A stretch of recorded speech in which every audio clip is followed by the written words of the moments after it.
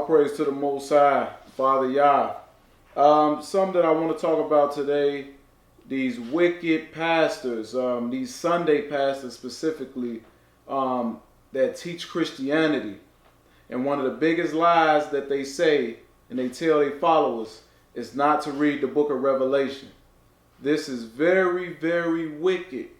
And I'm going to show you why it's very wicked. It's going to be brief, but straight to the point.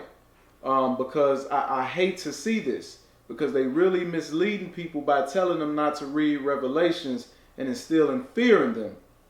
So let's go to Matthew's chapter 24. Matthew chapter 24, verse 3 through 4. Because these pastors, they want you to fear them and give you all their money. They don't want you to fear the Most High and seek salvation. Okay? They don't want you to do that. They don't want you to seek no one else but them. So let's go to Matthew 24, verse 3 to 4. And it says, "And as he sat upon the Mount of Olives, the disciples came unto him privately, saying, Tell us, when shall these things be? And what shall be the sign of thy coming and the end of the world? And Yeshua answered," what's the first thing he told them? "And said unto them, Take heed that no man deceive you." Okay? That was the first thing that Yeshua told them. Take heed that no man deceive you. Okay, so you got to listen to Yeshua over man. He told us not to let man deceive us. And a lot of these Sunday Christian pastors are deceiving our people. Majority of them, 99% of them. Okay, let's go to Ezekiel 34. Ezekiel 34. Verse 9 through 14. Excuse me. Verse 9 through 14. Ezekiel 34, verse 9 through 14. "Therefore, O you shepherds, hear the word of Yah. Thus say Yah Elohim, Behold, I am against the shepherds." He's speaking to these people today, these wicked pastors. "And I will require my flock at their hand, and cause them to cease from feeding the flock. Neither shall the shepherds feed themselves any more, for I will deliver my flock from their mouth, that they may not be meat for them. For thus say Yah Elohim, Behold, I, even I, will both search my sheep and seek them out." Okay? This is Yah, and this is also Yeshua, his son, speaking. Okay? Because remember, Yeshua always came in the name of the Father. He said, "I will search my sheep and seek them out." And the Father sent his son to get his sheep, right? That's what happened, right? Because the true sheep, he said, no man will pluck them out of my hand. No man. No Sunday Christian pastor will. Okay? Verse 12, "As a shepherd seeketh out his flock in the day that he is among his sheep that are scattered, so will I seek out my sheep and deliver them out of all places where they have been scattered in the cloudy and dark day." Who was the only people that have been scattered across the four corners of the earth on them slave ships? The black people, who are the true Hebrews today. Let's go to verse 13. "And I will bring them out from the people and gather them from the countries," the Negroes, "and will bring them to their own land and feed them upon the mountains of Israel by the rivers and in all the inhabited places of the country. I will feed them in a good pasture, and upon the high mountains of Israel shall their fold be. There shall they lie in a good fold, and in a fat pasture. They shall feed upon the mountains of Israel." See? So he said he's going to feed us. Okay, he's going to take us from among the heathen, the countries where we are, and put us back in our own land. Okay, he's talking about the Negroes. Okay, so do not let these Sunday pastors deceive you, because you will not be amongst that flock and receive that salvation and enter into the kingdom. Let's go to Jude chapter 1. Well, there's only one chapter in Jude, but let's go to Jude. Jude, we're going to start at verse 7.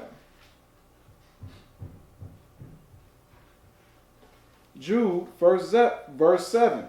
"Even as Sodom and Gomorrah, and the cities about them in like manner, giving themselves over to fornication and going after strange flesh, are set forth for an example, suffering the vengeance of eternal fire." We're going to go to verse 11. Likewise, also these filthy dreamers defile the flesh, despise dominion, and speak evil of dignities. Yet Michael the archangel, when contending with the devil, he disputed about the body of Moses, durst not bring against him a railing accusation, but said, Yah rebuke thee. And that lets us know right there that Satan is accusing us day and night. When they see you doing things wrong, the fallen ones in Satan, they accuse you. They were accusing you. Okay? But now what he's doing is he's seeking to wreak havoc. He's seeking to destroy you. He's seeking to destroy you. And he's working through a lot of people. Take heed. Okay? Verse 10. But these speak evil of those things which they know not. But what they know naturally as brute beasts, and those things they corrupt themselves. Woe unto them, for they have gone in the way of Cain, and ran greedily after the error of Balaam for reward. Who is Balaam? Balaam is the man in the Old Testament that received a reward.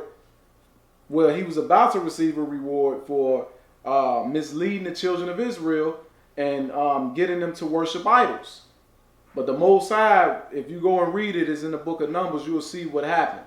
Read about Balaam, how the Moabite tried to get him to deceive the children of Israel. He wanted to pay him. He wanted to pay Balaam to deceive the children of Israel, to get them to worship idols. What are your Sunday preachers doing today? They are getting paid by the government. They are government entities. Look it up. They have 501c3 nonprofits. They are getting grants and everything from the government. They are under contracts. Go and research it. It's certain things that they cannot teach. They have certain guidelines. Okay? That's why they don't call on the real name of Yah. Okay?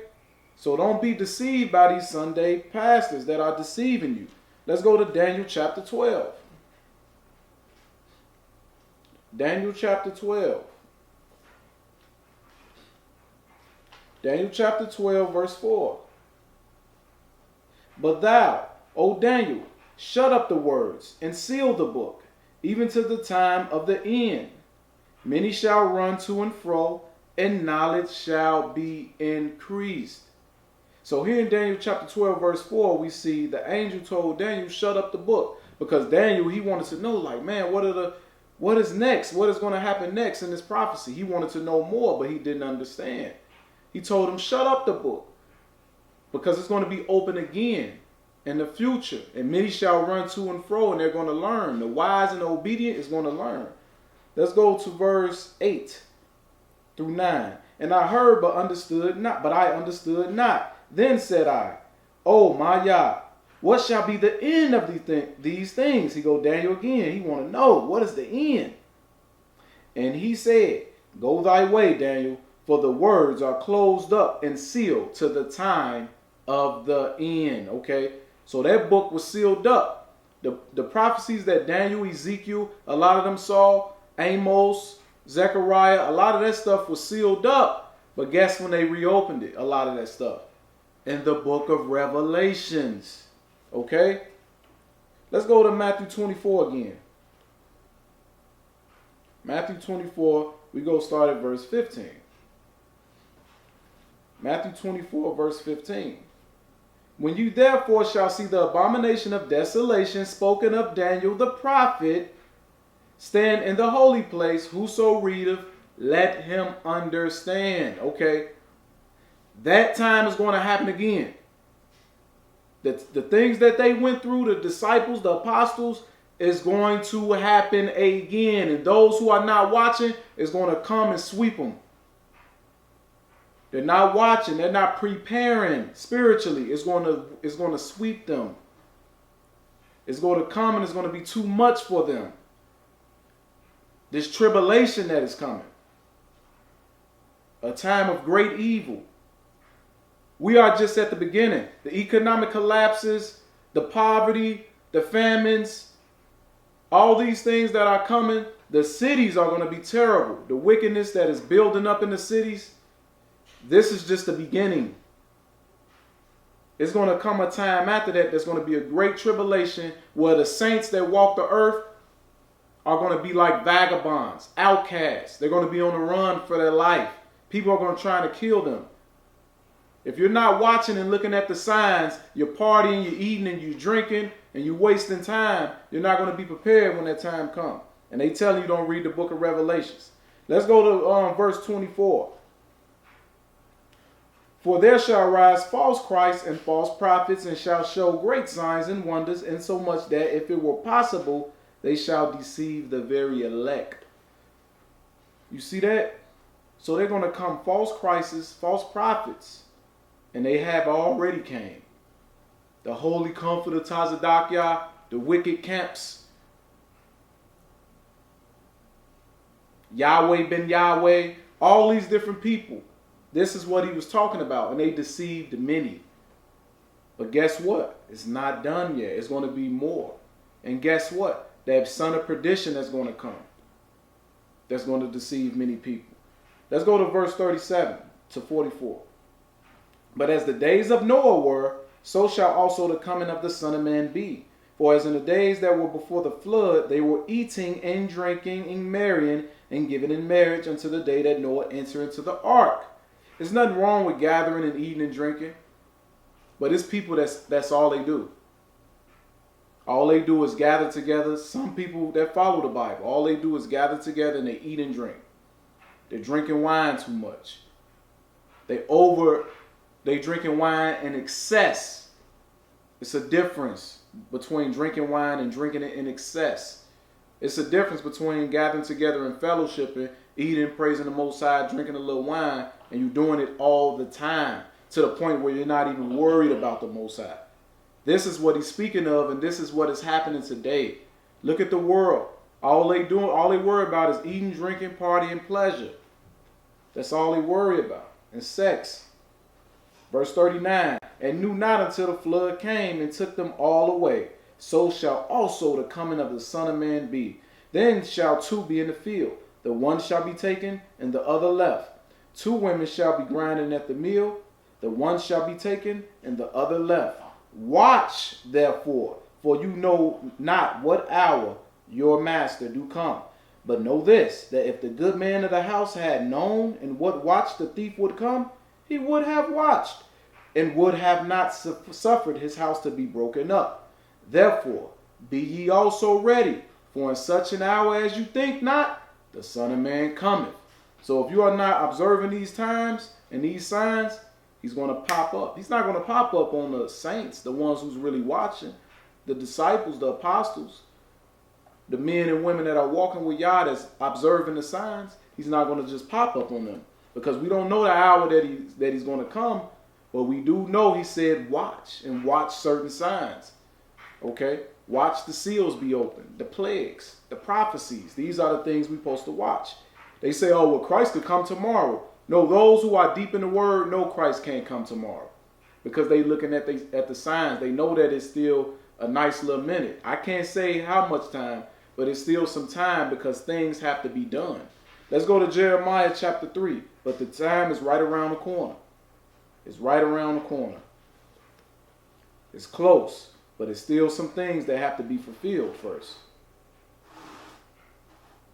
But many are thinking that the Most High is slacking on sending his son, and he's not.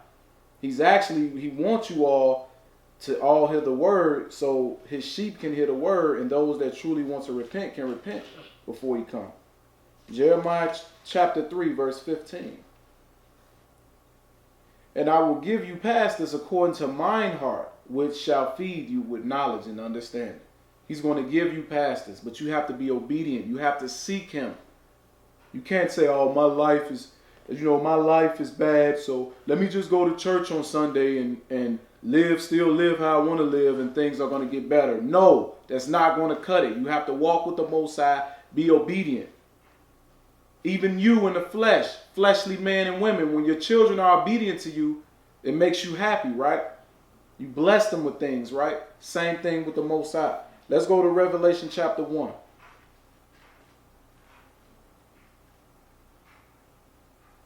Hallelujah. Let's go to Revelation chapter 1. Revelation chapter 1, verse 1 through 3. The revelation of Yeshua, HaMashiach, Christ, which Elohim gave unto him, to show unto his servants things which must shortly come to pass. And he sent and signified it by his angel unto his servant John, who bear record of the word of Elohim, and of the testimony of Yeshua HaMashiach, the Christ, and of all things that he saw. Listen to this closely, for you wicked pastors that's telling the sheep not to read Revelations. Listen to verse 3 closely, you pastors and the sheep who are listening. Blessed is he that readeth, and they that hear the words of this prophecy, and keep those things which are written therein, for the time is at hand. I'm going to repeat the first half. Blessed is he that readeth, and they that hear the words of this prophecy, because the time is at hand. So you have to read Revelations. If you don't read Revelations, how are you going to know how to observe the signs that are going to show you when the end is near? Because we can read some of the signs in Daniel, Ezekiel, Zechariah, Amos, different Joel, Matthew 24, other things that Christ spoke of. But Revelation goes into certain details of certain prophecies and plagues and seals that need to be opened and signs. You have to read the book of Revelations. You don't just read the Old Testament and cut out the New Testament. You don't just read the New Testament and cut out the Old. You don't just read Genesis and not read Revelations. You have to read the whole book. Praise Yah. It's time to get to it. The time is at hand. Let's go to verse 16 to 17. And he had in his right hand 7 stars, and out of his mouth went a sharp 2-edged sword, and his countenance was as the sun shineth in his strength. And when I saw him, I fell at his feet as dead. And he laid his right hand upon me, saying unto me, Fear not, I am the first and the last. Okay, so that was Yeshua. So let's go to chapter 22, verse 16 through 17. Chapter 22, verse 16 through 17. I, Yeshua, have sent my angel to testify unto you these things in the churches. I am the root and the offspring of David. The root and the offspring. Okay? He's the root of David. Because Yeshua and the Father are the ones who created us. He's the root. But he's also the offspring, because when he came down here in the flesh, he came through the lineage of David. Okay? So he said, I am the root and offspring of David, the bright and morning star. For Satan trying to say that he the morning star, the bright star. No, buddy, you messed that up. You are not a bright angel anymore. You're not the bright and morning star. Stop saying that. But he know that Yeshua is going to come and judge him. He know that. So don't be deceived when you see this verse and it say bright and morning star.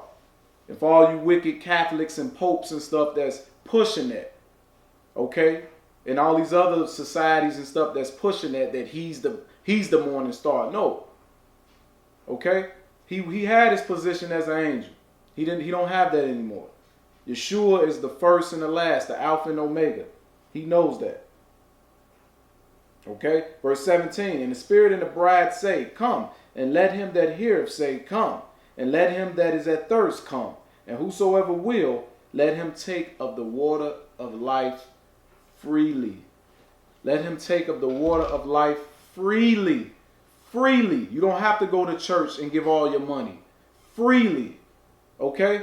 So stop being deceived by these wicked pastors that are deceiving our people. They telling you not to keep the commandments. That's going to be the next video. That's going to be the next one. Okay? So I hope you got something from this. All praises to the Most High. Shalom.